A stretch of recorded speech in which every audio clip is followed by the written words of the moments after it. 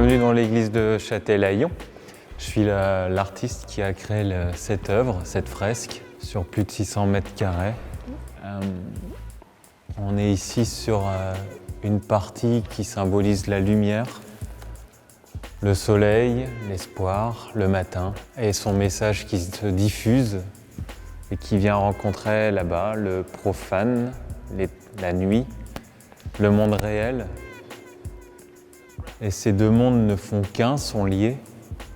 On ne peut pas faire l'un sans l'autre. C'est un juste équilibre et c'est pour ça qu'on voit qu'ils essayent de dialoguer pour s'apporter mutuellement les choses.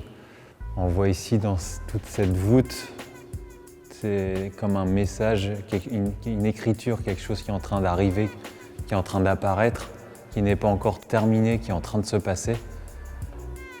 Et ce qui va permettre après à la couleur et à la lumière de glisser dessus et de remplir le ciel qui est au-dessus de nous et qui va aller à la rencontre de ces couleurs qui sont donc plus froides là-bas.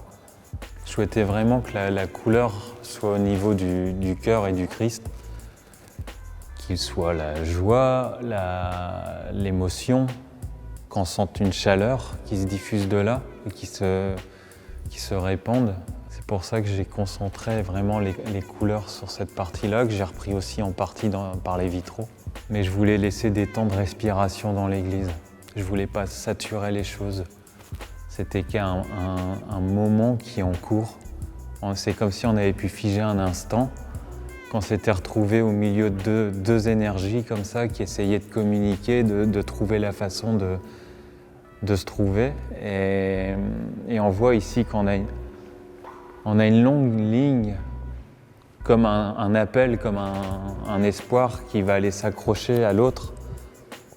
C'est pour ça qu'on a des courbes qui tombent, parce qu'elles ont essayé, elles n'ont pas réussi, mais d'autres essayent, d'autres vont y arriver, d'autres essayent de passer au-dessus. C'est tout simplement finalement le sens de la vie et l'instinct des choses.